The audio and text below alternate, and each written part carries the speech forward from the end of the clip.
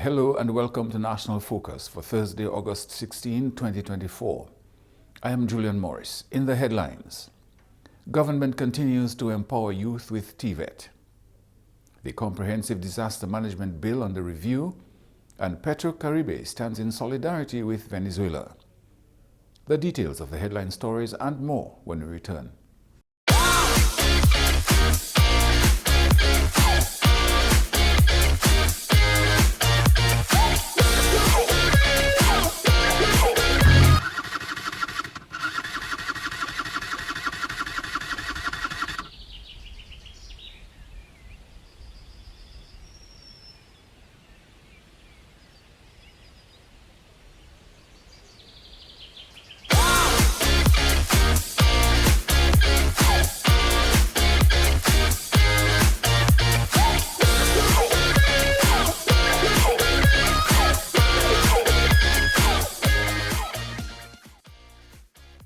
Ride safe, wear a helmet, safer roads in the nature aisle. This message was brought to you by the government of the Commonwealth of Dominica.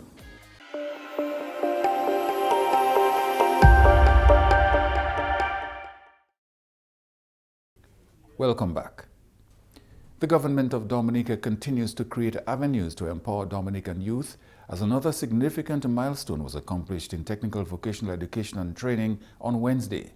Our government has consistently demonstrated its commitment to youth empowerment through our initiatives in sports, skills training and education, and entrepreneurship and small business development. The awarding of these NVQ certificates today is yet another example of our efforts to build a knowledgeable workforce that is well equipped to actively participate in the social and economic life of our country. The development of key infrastructure such as the Goodwill Secondary School is further evidence of government's commitment to providing quality educational opportunities for citizens. Our commitment to fostering technical and vocational skills to create a cadre of professional and industrial citizens is further reflected in the construction of facilities to support these programs. With the assistance of the government of the People's Republic of China, we are making significant progress on the construction of the Goodwill Secondary School, which will serve as a center of excellence for technical, vocational education and training. Once completed, the Center of Excellence will cater to both youth and adults seeking to learn a trade and increase the chances of gainful employment. The Technical Vocational Center of Excellence and new wing at the Dominica Grammar School under construction will contribute immensely to TVET development upon completion. These investments in TVET will further equip the youth to capitalize on opportunities that will surface with the completion of many national projects. We are making these investments in our educational facilities at a crucial time as this government undertakes some of the most ambitious infrastructure projects in our history, namely the International Airport, the Marina, the cable car, and the geothermal project. We are preparing our population to seize the numerous opportunities that will arise in industry, services, agriculture, and business. The government of Dominica is dedicated to creating pathways for young people to apply their knowledge and skills, build wealth for their families, and make meaningful contributions to the communities. 60 individuals received Dominica's first ever NVQ certificate after completing industry-led programs funded by the Skills for Youth Employment Program. Congratulations to all of you. The government of Dominica look forward to hearing of your future successes and witnessing the impact you will make on the well-being and growth of your families, communities, and our country. May God bless all of you, and may God bless Dominica. Senior civil servants and NGO representatives met at the Office of Disaster Management this week as part of efforts to review the Comprehensive Disaster Management Bill.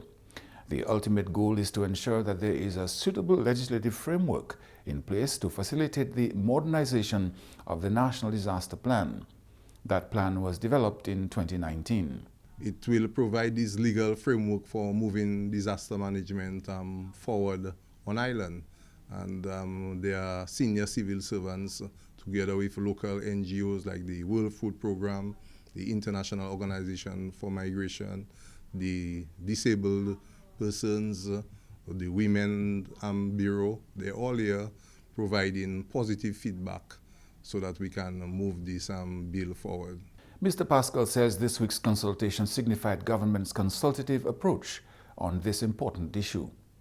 Dominica remains vulnerable to various natural hazards, among them volcanic activity, landslides, pandemics, earthquakes, and tropical cyclones. Chairman of the Dominica Hospitals Authority, Dr. Donald Peters, says Dominicans can rest assured that any rate increase in hospital services will not be exorbitant. Dr. Peters told GIS News the most outstanding issue for the Hospital Authority is that of timely funding. It makes you feel better that you pay something towards the care. That's where we're going. And if we do that, we believe that we will have enough funding to manage the hospital. The other thing the body want to do is to create a foundation. A lot of people in North America and Europe who want to make donations to us.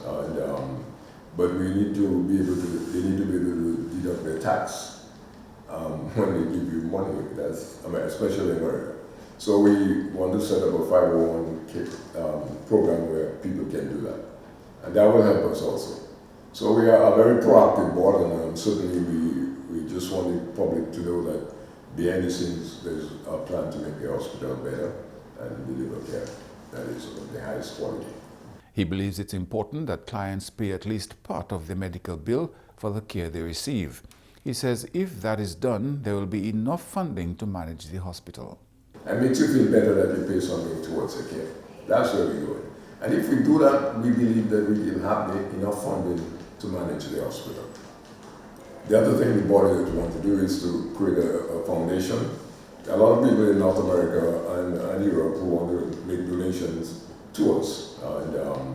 But we need to be able to, they need to be able to deduct their tax when they give you money. Especially in America. So we want to set up a 501k program where people can do that. And that will help us also. So we are a very proactive board, and certainly we just want the public to know that behind the scenes there's a plan to make the hospital better and deliver care that is of the highest quality. Dr. Peters has also addressed the public's concerns about the shortage of medicines. He says while the Central Medical Store manages that aspect of things, the hospital itself has certain responsibilities.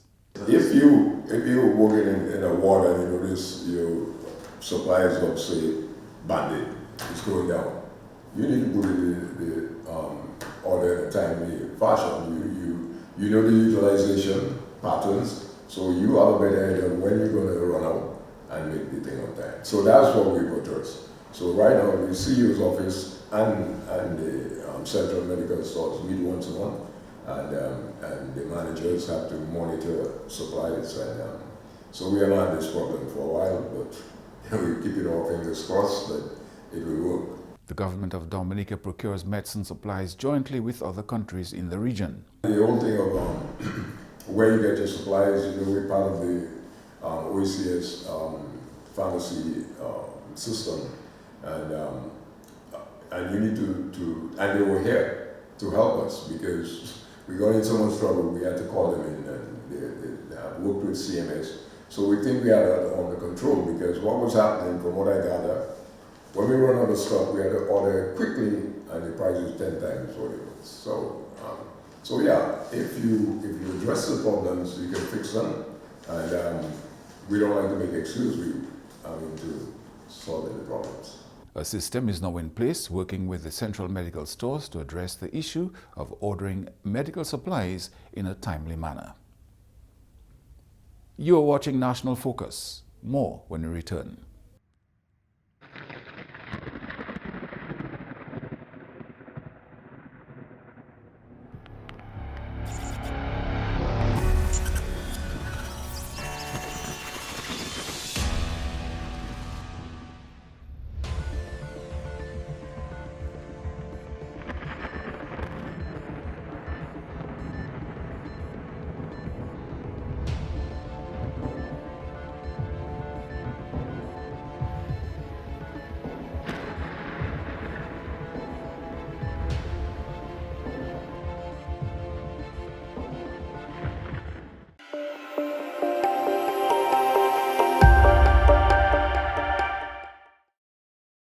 Welcome back.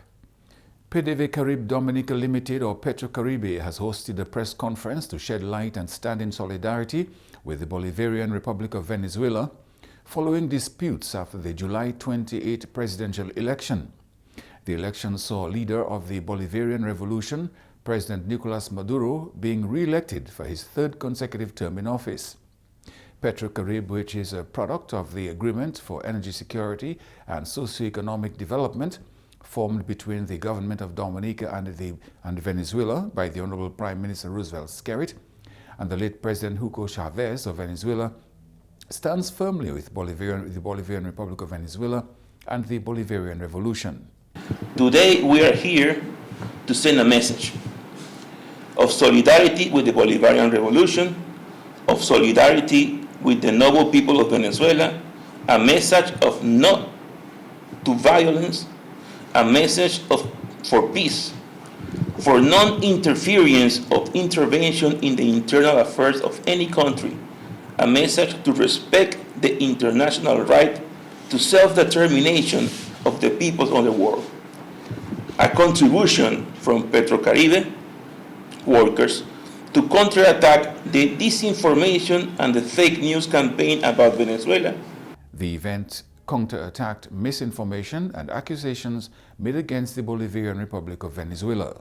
We are here to defend Venezuela from defamations orchestrated in the media and on the social network led by large transnational corporations that finance the presidential campaigns of the United States and control power of Congress in that country.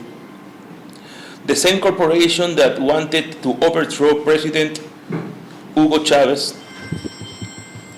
leader and founder of the Bolivarian Revolution, have not stopped attacking Venezuela and continue to design dirty tactics to intervene in the political system of Venezuela and to dislegitimize and discredit the purpose of the Bolivarian Revolution, which is none other than preserving peace, guarantee the well-being, and advancing towards the economic sovereignty of the Venezuelan people. The Venezuelan ambassador says peace and security prevails in Venezuela. However, cyber and media warfare against Venezuela continues.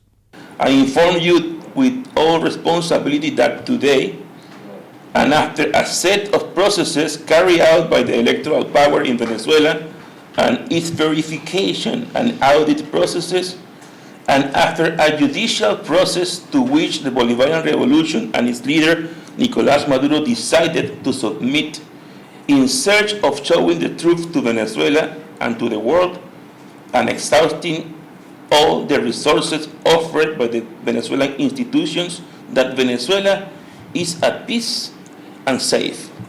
Many of the criminals involved in the violent attacks have been captured and have confessed that they were hired by private companies to generate violence. But the media battle continues. Social networks and the media financed by this corporation continue to attack Venezuela through misinformation and abundant publication of fake news that seek to dislegitimize the Venezuelan electoral process, which seek not recognition of the National Electoral Council, and above all, revive the plan to reappoint a president in Venezuela that can allow them to continue stealing the resources of the Bolivarian Republic. Petrocaribe commenced operations in Dominica in 2007. This year's Caribbean Youth Forum on Environment and Development, CARIFED, hosted by Dominica, draws to a close this weekend. CARIFED is an activity that falls under the Project Discovery Dominica initiative. The mission of the Project Discovery Dominica is to facilitate the total development of students at the pre-university stage of the development. It also helps build clearly defined bridges linking academic development to community service and to make students more globally aware, culturally literate, civically engaged, and responsive to the needs of others. The concept behind the CARIFED is to immerse the participants in the culture of the territory that we visit, while at the same time addressing issues related to the theme of the CARIFED for that particular year. So in Dominica, we, as you said, would do seminars, workshops, lectures related to the theme of ecotourism in the Caribbean and in particular in Dominica. But we will also we visited a number of venues, or what people will call attractions, that would be centered around ecotourism. Part of the mission was to have delegates immerse themselves in the culture. Yesterday we were at the Emerald Pool. Yeah, that was amazing for us because in Barbados we don't have no waterfalls. We went to a river and spent some time bathing and washing and stuff like that to get back into like some traditional cultures in Dominica. We visited the Kalinagor region as well. We had an extended stay there. Participants got involved in community projects in Portsmouth, which is where they were based. One of the first things we did was, I believe it was day 3, we went on a food drive. It was like a spontaneous project because we have a very innovative minds in project discovery.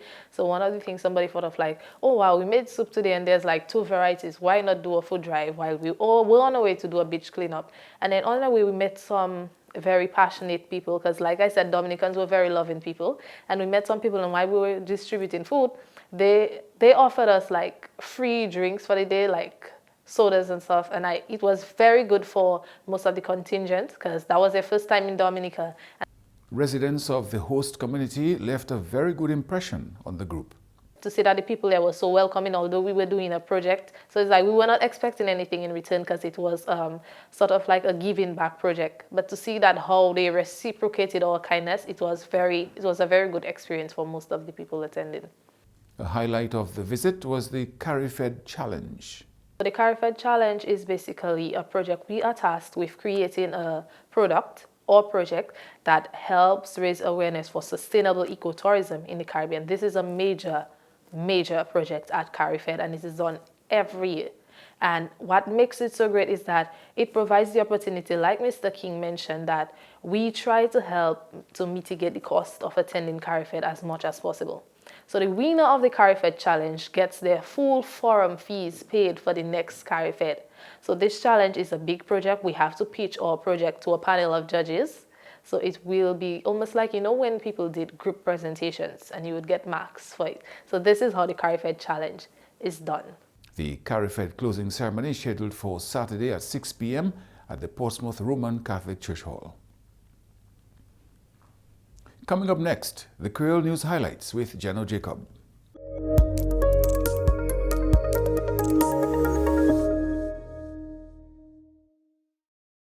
Bienvenue à ce nouvel en créole, nom moi c'est Jeno Jacob. Chairman Board l'hôpital Dominica China Friendship, Dr. Donald Peter, a demandé moun pour payer pour service yo ka recevoir. Et des autorités l'hôpital pas ka demander autant d'argent pour service. Contribution moins importante pour ménager l'hôpital Dominica China Friendship. Autorité ni pour gagner médecine et puis pièces pour machine médicale. Gouvernement Dominica travaille pour faire service l'hôpital meilleur.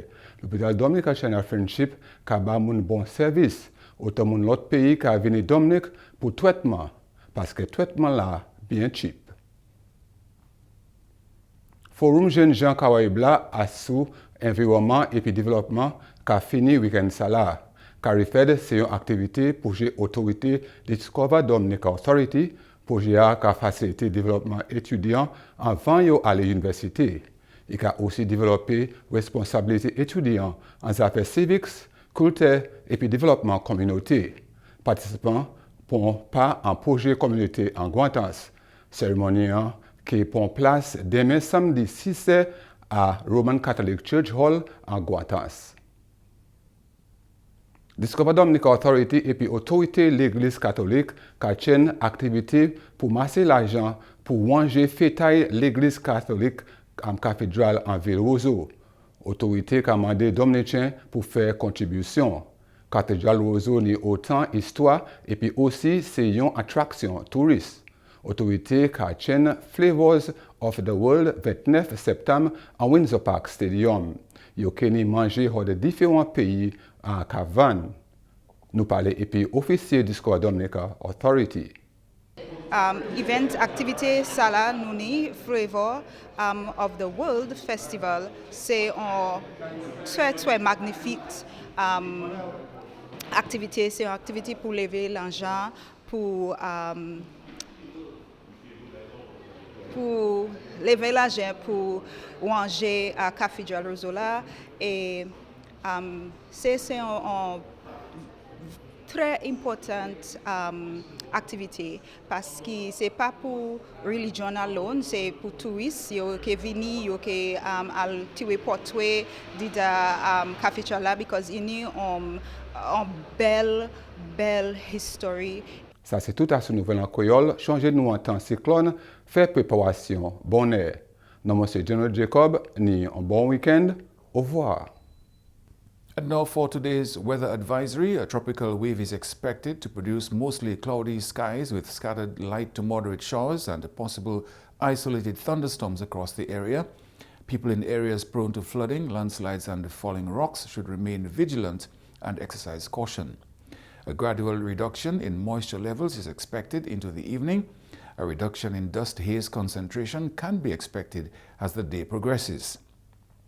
People with respiratory sensitivities are advised to continue to take the necessary precautions. Slight to moderate seas can be expected in open water, with waves expected to peak near 5 feet. And as we are in the midst of the hurricane season, individuals are advised to take precautions to protect themselves and their families. Today's hurricane tip: turn off utilities when instructed by authorities. And that's all for this edition of National Focus. Be sure to follow GIS Dominica on Facebook, YouTube, and on Twitter. You can also drop us an email at gis@dominica.gov.dm. From all of us here on the GIS News Production team, I am Julian Morris. Thanks for watching.